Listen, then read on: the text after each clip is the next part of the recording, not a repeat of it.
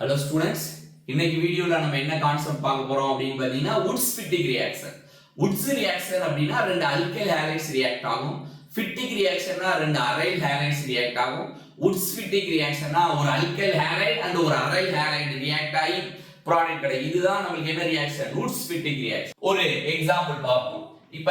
CH3X plus 2 moles of sodium plus ஒரு aryl halide to give என்ன solvent dry ether solvent நமக்கு என்ன product கிடைக்கும் அப்படினு பாத்தீங்கன்னா toluene இந்த கேஸ்ல என்ன ப்ராடக்ட் கிடைக்கும் toluene plus 2 moles of NaX அப்படிங்கிற ப்ராடக்ட் கிடைக்கும் 2 moles of NaX அப்படிங்கிற ப்ராடக்ட் கிடைக்கும் இப்போ இதோட மெக்கானிசம் எப்படி நடக்குது அப்படிங்கறத பாப்போம் மெக்கானிசம் எப்படி நடக்குது அப்படினு பார்த்தோம் அப்படினு பாத்தீங்கன்னா ஃபர்ஸ்ட் எப்படி நடக்குது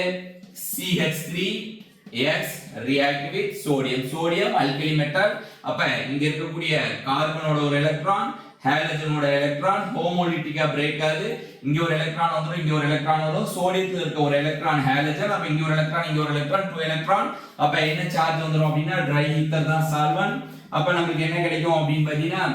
CH3 டாட் பிளஸ் Na ஒரு எலக்ட்ரான் கொடுத்தனால Na பிளஸ் என்ன வந்துரும் X ஒரு எலக்ட்ரான் வாங்குனால Na X minus மாறு X ல எவ்வளவு எலக்ட்ரான் 2 எலக்ட்ரான் இங்க ஒரு ராடிக்கல் இங்க இருந்து ஒரு எலக்ட்ரான் 2 எலக்ட்ரான் வந்துச்சு அப்புறம் இதே மாதிரி தான் எங்க நடக்குது அப்படினு பாத்தீங்கன்னா aryl halide plus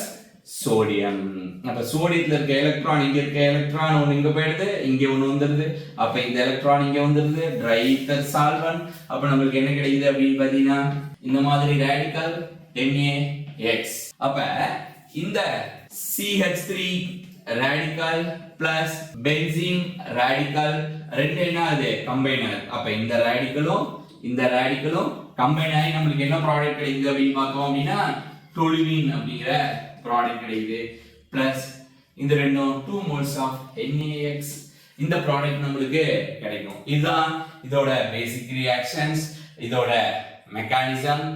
இது அப்புறம் ரெண்டு எக்ஸாம்பிள்ஸ் இத பேஸ் பண்ணி நம்ம இப்ப பாப்போம் ஹலோ ஸ்டூடண்ட்ஸ் இப்ப ரெண்டு எக்ஸாம்பிள்ஸ் பாப்போம் first example CH3Cl plus 2 moles of sodium